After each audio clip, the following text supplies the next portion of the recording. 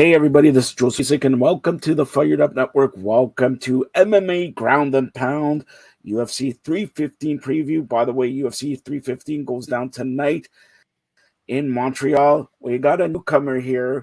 I've been told this guy is the king of MMA by GSP. I spoke to him this week. So his name is Skylar. Skylar, how you doing? Doing well, thanks, Joe. You're the king. So nice to be here. Thanks for having me. No problem, my pleasure. By the way, it looks like you're in GSP's house. Are you doing some training with GSP or what? Yeah. Just got in the office here, pulling up the maps and make some plans. Where we're All going right. next. UFC's back at in Montreal tonight.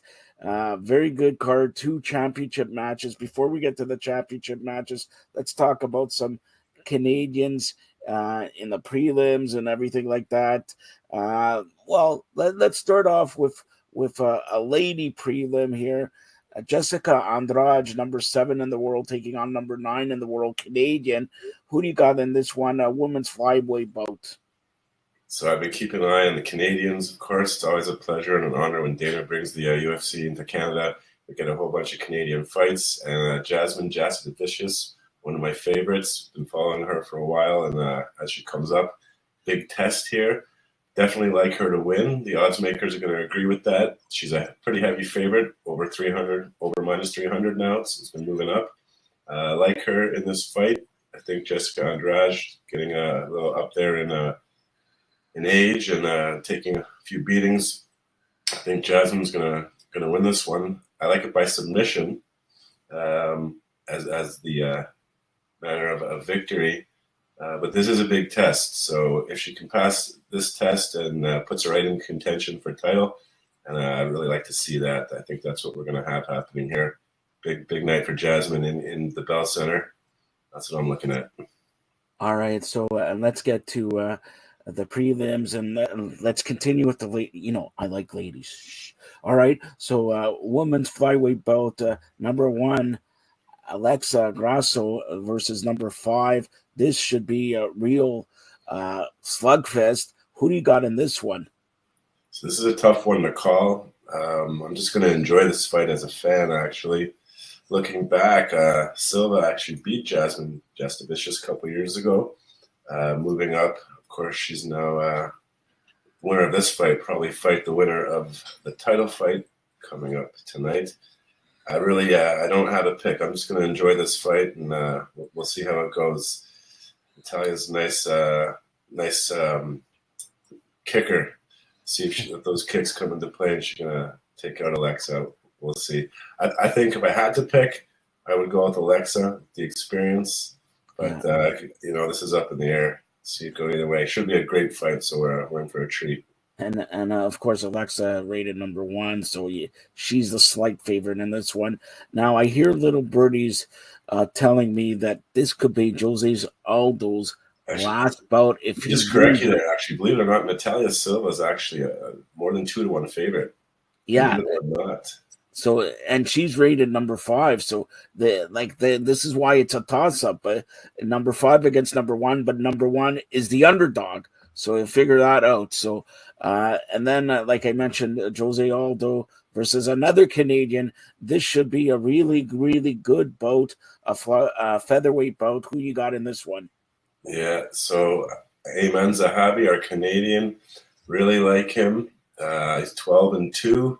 He's actually the underdog here, which to me that gives us a lot of value. He's up and coming. He's on a win streak. I think it's been 5 in a row. I think Aldo's towards the end of the line here. This could be his last fight. But yeah, I'm going with Ayman here as the underdog. Nice payday possibly. First of all, let's continue with Aldo. If it is his last bout, that's what I hear. If he loses, it may be his last bout. What are your favorite memories of Jose Aldo? I was never a huge Aldo fan, so I don't really have some marquee moments or memories. I'll give you one memory that I enjoyed is when Conor knocked him out in 9 seconds. That's probably the biggest thing I can recall on the negative side for him. But yeah, he is a legend. Got to give him respect. But I was never really a close follower of Jose. Okay, so let's get to the co-main event, women's flyweight title bout. Shevchenko comes in as the champion. She will take on number 2. Who do you get? This one, another. These are good fights. Nothing spectacular. Nothing goes off the page, but they're coming back to Montreal. And let's face it, when UFC was on the rise, Montreal with GSP there was always one of the staples. Of course, GSP headlined the show here at the Rogers Center, formerly Skydome, but Montreal was the staple first to come in to the UFC. So who you got in Valentina Shevchenko match? Yeah, this is a tough one. What a fight! Manon's been on the rise, and she's finally here fighting for the title. She's great. Valentina, of course, possibly the GOAT. Love her too. This is another women's fight where it's hard to pick a winner. Just it's one of those. Just want to watch the fight and enjoy it. I can't even pick one. If you're going to force me to pick one, I would probably go with Valentina, just because I've loved her for such a long time. Such a dominant fighter, but I would not be surprised at all. This could go either way. All right. And let's get to the main event there for the welterweight title. Belal Muhammad, very good friends of CM Punk, up against number 5 contender Jack. Who you got? Is it Belal all the way? So this is an interesting one, and it's going to depend who could impose their will.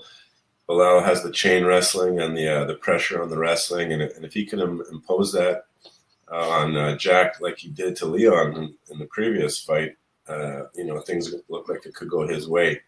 That said, Jack has a lot of power and a lot of cardio, similar to Belal, so the cardio will stand up, and if Jack can get a couple big hits in there, that's his route to victory is through knockout.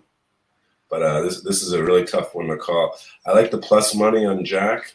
That's probably where I would go. But Belal's great, and this is another great fight to watch.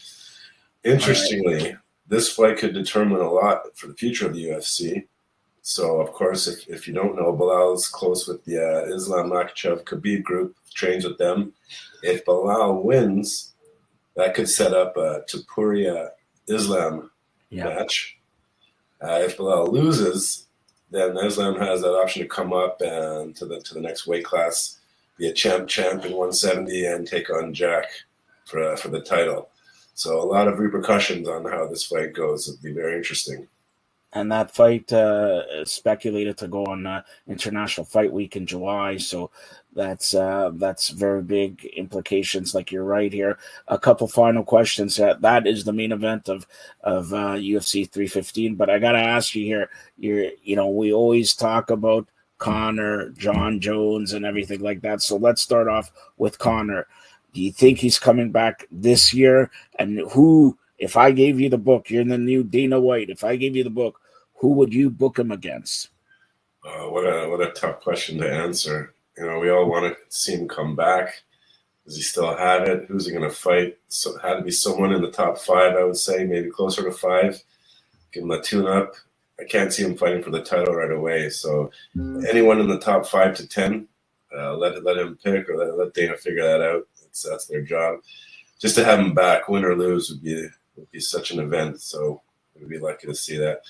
I don't think he's coming back, but hopefully he does. All right, and John Jones, what's next for him? So this is what we've been waiting for. Dana White pegs this as possibly the best fight ever in the heavyweight division between Tom Aspinall and John Jones.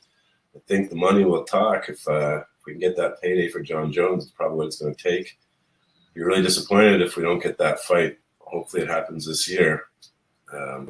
John Jones, Tom Aspinall, that's what we're hoping for. That's I hear it may go down in November at Madison Square Garden, but I think a fight like that, it's too small for Madison Square Garden.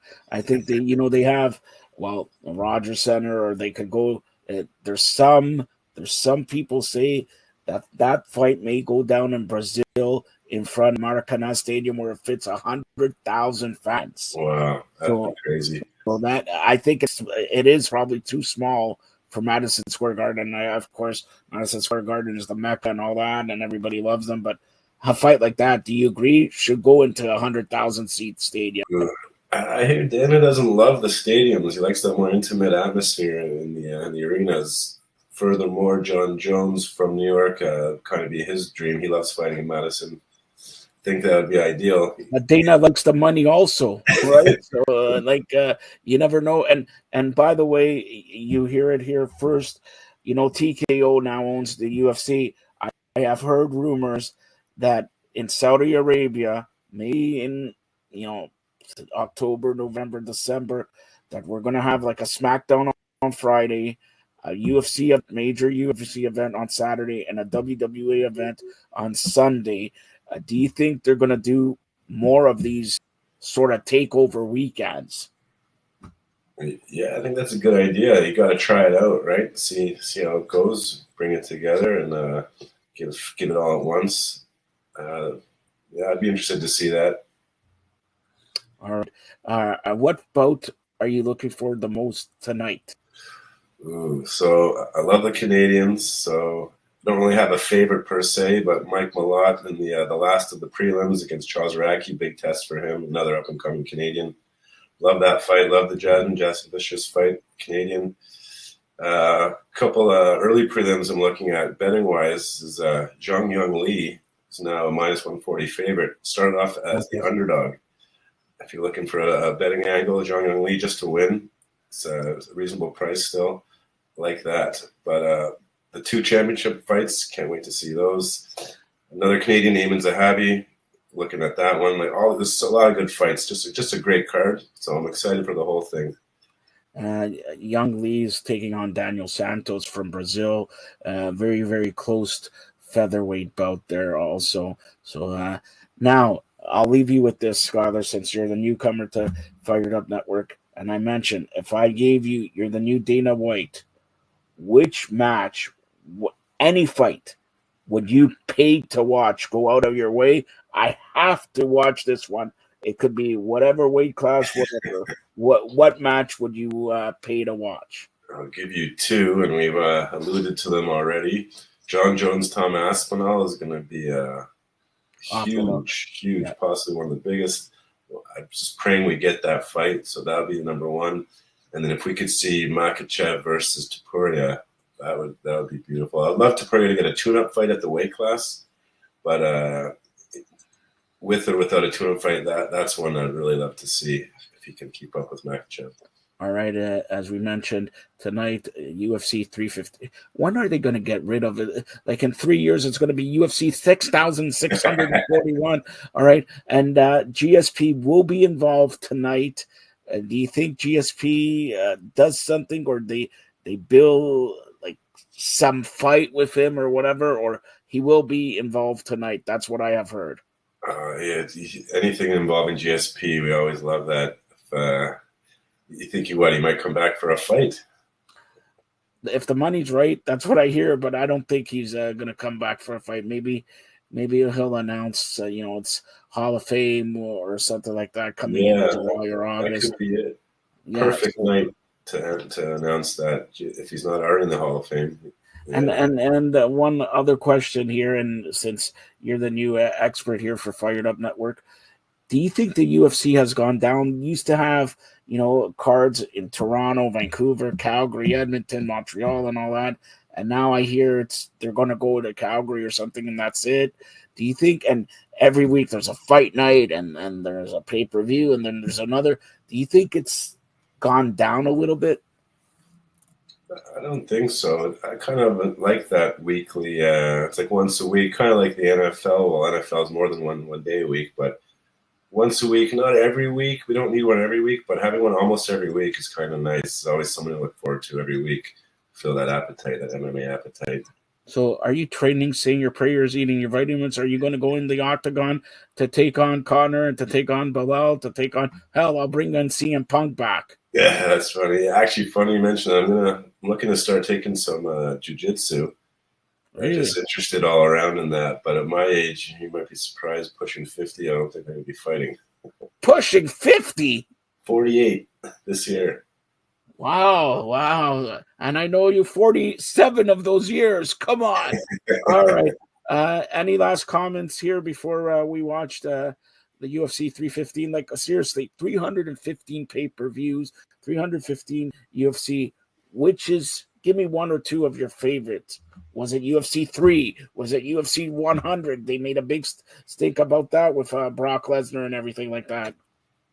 I can't think of the number of but the last couple of years, anytime Islam's fighting or anytime Chimaev's fighting, I love watching those guys when they're in the card and they usually put good cards together. That's great. Those have been some of the events I like. Mainly, like Khabib used to be my favorite. It was sad when Pops passed away. Otherwise, he could possibly still be fighting. Yeah. But yeah, Islam picked it up. Big fights come along, and can't miss fights. I like them. Love it. Love to see when they put a good card. Tonight's a good card. Any good card like that, love it. Can't get enough. All right. Do you want to tell everybody your social media, or nobody call you, just call Joe? Yeah. I'm not much on social media, just getting into it. So maybe next time. All right. So again, UFC goes down tonight. The prelims begin at 8. The show begins at 10 from the Bell Center in Montreal. UFC 315, and that's Skylar Corbin breaking down. And Skylar will be back here periodically. Maybe not every week. I'm not gonna bother you every week, but periodically with all the big fights here to break it down. And very good from betting perspective.